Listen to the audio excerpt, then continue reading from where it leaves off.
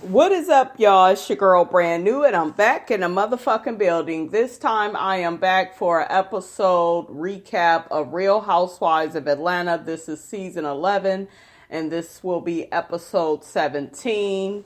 Coming to you without my little intro music. I hope you all don't mind. I just want to get right into the show. Not a lot really happened on this episode. Just basically everybody rehashing everything that happened at NeNe. So I kind of want to get into a few of those things. First off, we have Marlo, Kandi, and Portia. They are all getting together to discuss the fiasco that took place at NeNe's house with her pulling on the cameraman, stopping him from taking his monkey ass in her closet. I stated before, and I will still state, that I am team NeNe when it comes to Kandi and Portia taking their ass in her closet. They have replayed her telling them over and over again, don't go in her closet. It's not ready for them to look at, so I didn't get why they steadily took their ass back there. Portia, you get on my last fucking nerve. Because what I see you doing again is playing victim. You're sitting up there playing victim. Oh, I didn't know what NeNe was gonna do. And oh, my belt ended up coming off my outfit. And if I say what happened, then, me and NeNe, we ain't gonna be able to be cool. Bitch, what part of you weren't supposed to be in her fucking closet do you not understand? She didn't want your ass there. So whatever happened, pregnant or not, then it is what it is. Don't nobody feel sorry for your ass. And you got passive aggressive ass Kandi at the table. Well, I just don't get, why she was acting all like that. I didn't think it was a big deal. Bitch, if somebody tell you don't do something, why you go do it anyways? You know what I'm saying? So, Kandi, it was a big deal. You did not listen to what NeNe said. She cussed y'all motherfucking asses out. And, let's not play victim. Then, you got Marlo at the table. She's sitting up there talking with him and saying, she felt like NeNe, went off pretty bad. She knew that NeNe didn't want the girls in her closet. But she didn't feel like it was that big of a thing. And we all pretty much know Marlo is gonna ride the fence. She's team NeNe, but she'll talk her little shit behind NeNe's back. And once she's back in NeNe's face, it'll be all about what NeNe want, But what was really pathetic, like I said, is you got that fucking alligator mouth Portia sitting up there talking about something. Because I think Marlo was taken up for NeNe a little bit. Here go Portia. Oh, you don't remember nothing that NeNe did wrong and she need to take accountability. How she need to take accountability and she told your alligator mouth ass not to go in her closet? And I don't like how I believe she was talking. Y'all, excuse me, I'm eating my gummy bears. I don't like how she was talking to her sister or somebody. And they began replaying what happened at an old reunion where NeNe was trying to give Portia advice. And about Portia fighting. Portia, that is not the same thing, you dumbass bitch. That is the equivalent of your motherfucking ass saying there's 265 days in a year.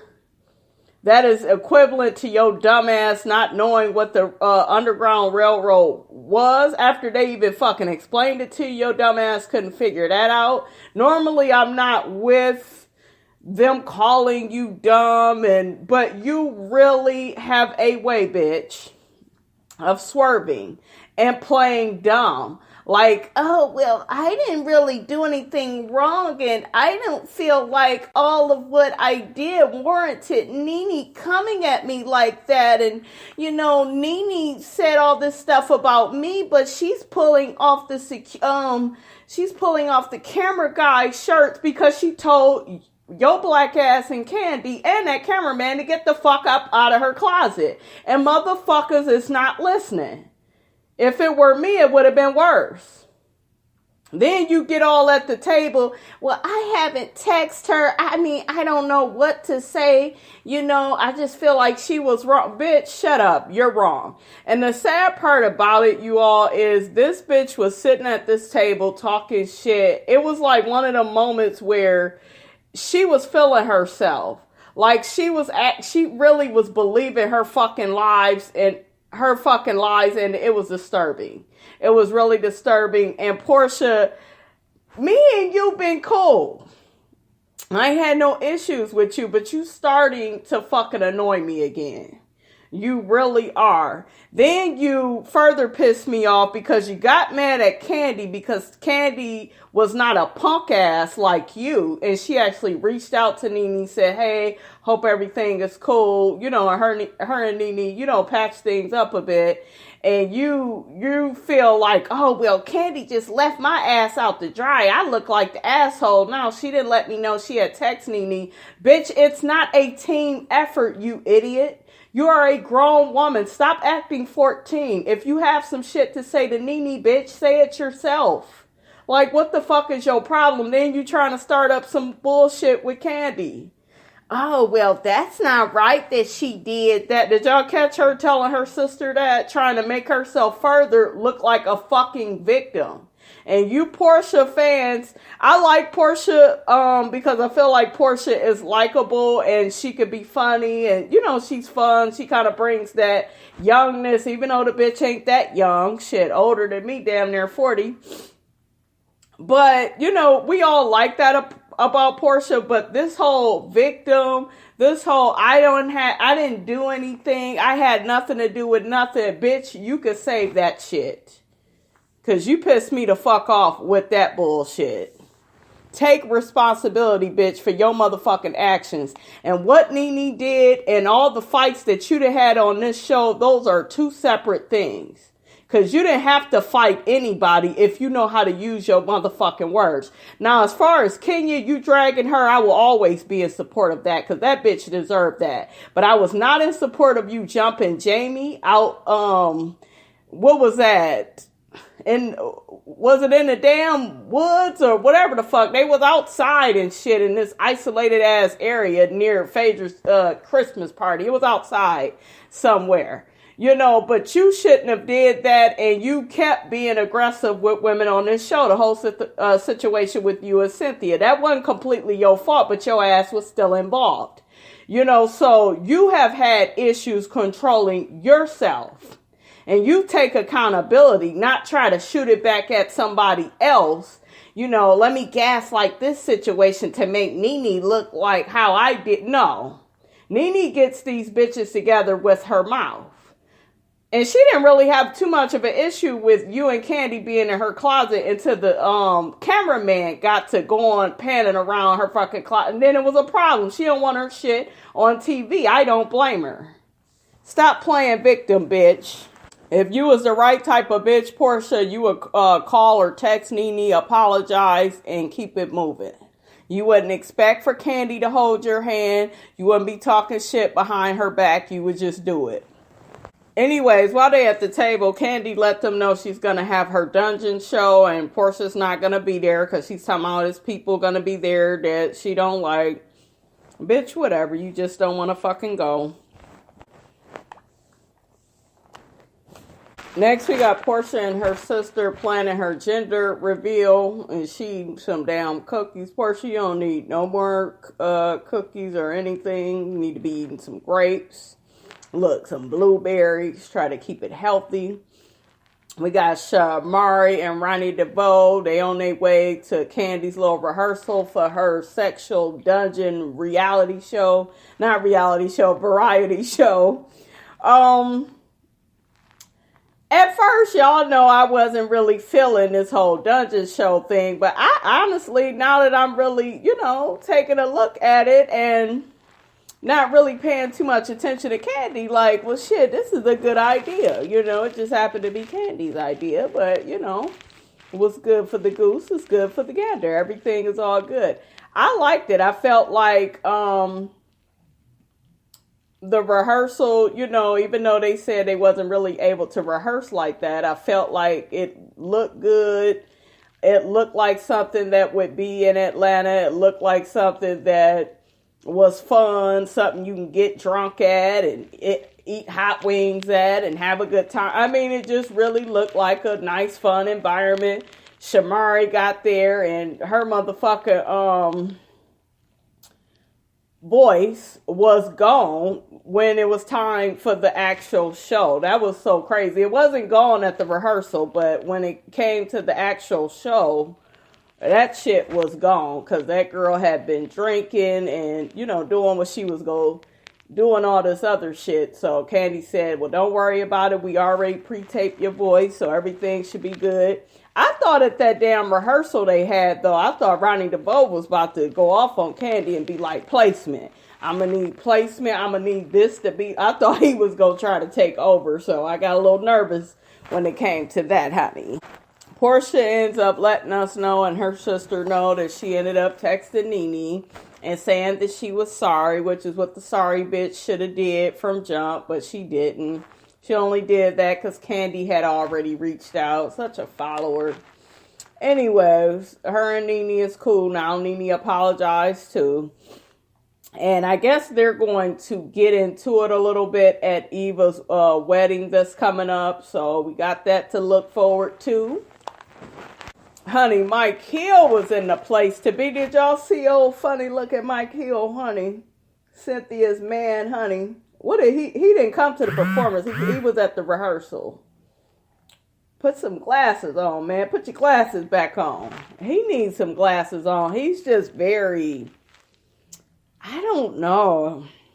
He is just weird. He is weird. Cynthia, you need to get back with Peter at this point. Go on and write him a check and clear up some of his financial issues and get back with Peter, sis. This Mike Hill, I don't know. There's something peculiar about the man. I'm just not feeling on Mike. I'm not feeling his look. He need to wear some damn glasses. I don't know, but he looked like he got a little bit of freak up in him, because I think Kandi asked, can she kiss Cynthia? He was like, ooh, I may need to take a later flight. I said, oh, shit. Mike said, it's about to be a party up in this motherfucker, and I'm here for it. Eva finally got her reception dress, wedding dress. I mean, I was happy for her. She said she did a few modeling gigs to cover, the extra $50,000 that was owed on the wedding. I'm happy for her. I just hope she'll never do no shit like this again. I just feel like when people get married, they really need to stick within their budget. That's just what I believe. But I'm happy everything worked out for her. She looked really pretty in her dress. I thought it was interesting how Cynthia was acting at the actual sex dungeon variety show. She was just acting so nervous and out of place. It was like, God damn, Cynthia, she was just, I don't know what I'm supposed to do. Kandi ain't really told me nothing. I guess Kandi said she wanted her, to be surprised and kind of wanted to get Cynthia's natural reactions to things, honey.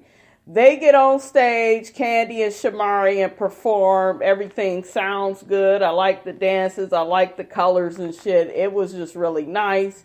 Cynthia ends up getting on stage. Kandi is all between her motherfucking legs, asking, how wet is she? And, Cynthia's just like, I'm very wet. And Kandi was like, say you very motherfucking wet, and I was like, oh, God, this is just a bit much, Miss Burris, honey. Kandi looked right at home, though, so I ain't got nothing bad to really say about it. Look fun. Kandi looked right at home doing all of that. If it's gonna make you a coin, honey, then you do what you need to do, honey. Did y'all see CeeLo in the building? CeeLo, how you doing? NeNe said, fuck the dungeon show, honey. I need a few days, honey, to recover from you motherfuckers up in my fucking closet, honey. Did y'all hear that NeNe, she didn't follow most of the girls, except for Marlo and Shamari? I heard that all of them got together and double teamed her ass at that reunion. They was getting on her ass, I believe, about Greg. So we'll see how all that shit play out on the reunion. But I was like, damn, she just was like, bye, wigs. I'm done with all of y'all. Y'all trying to come at me. Supposedly, rumor has it, honey, that Kandi and Cynthia want Kenya back on the show. And, you know, they've been going out on dates and hanging out. And I don't really care if Kenya comes back. It's not like I don't think the show needs her. But, I mean, if she want to come back, she want to come back.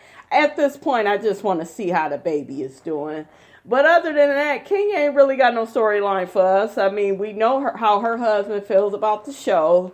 He ain't really go participate and act like one of the fellas. I don't see that really happening.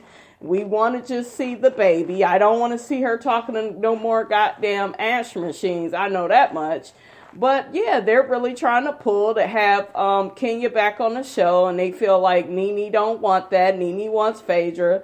Then there's certain people saying that Phaedra can never come back because of the whole sex dungeon situation, and Kandi is never going to deal with her. And then Phaedra went off to shoot shows on WeTV, and I'm just like, yeah, but what the fuck that got to do with Phaedra coming back? Just let Phaedra come back. I think if Phaedra come back and her and Kandi can make amends, not be friends, but make amends, I feel like that'd be a better storyline than bringing Kenya back, but that's just my opinion. So at the end of the little sex dungeon party or whatever, they got the girls backstage, and we got Marlo and Shamari and Tanya and Cynthia, and Marlo keeps trying to tell Shamari she's an alcoholic, you know, because she had too many drinks. And just like Shamari said, Shamari couldn't even get her ass together because her fucking voice was gone. But Marlo, you don't have any children. You have nothing. You know, all you do is probably wake up, get on social media, you probably sell shit on your little online boutique. You know, you don't have kids. You know, kids can make a motherfucker drink. And then kids under 5 and that are twins and that are boys.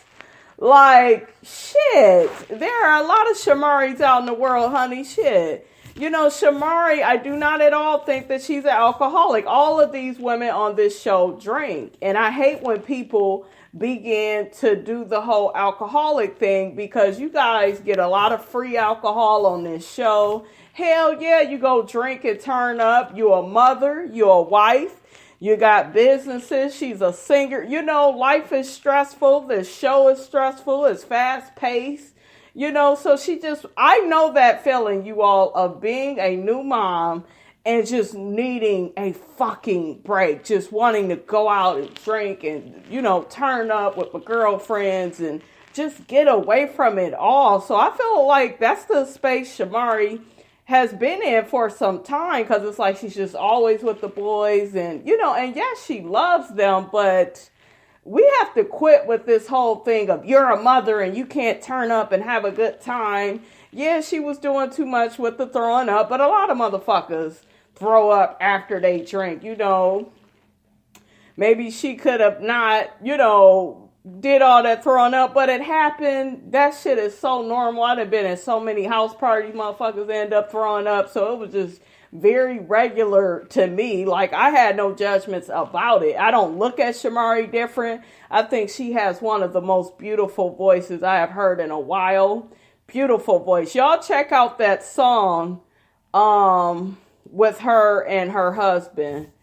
Support that song. I don't even know the fucking name of the song, but I'll have, what is it? Love Comes Through or something. I've been playing that, replaying that. I love that song with her and Ronnie. Very beautiful song. She sung her ass off.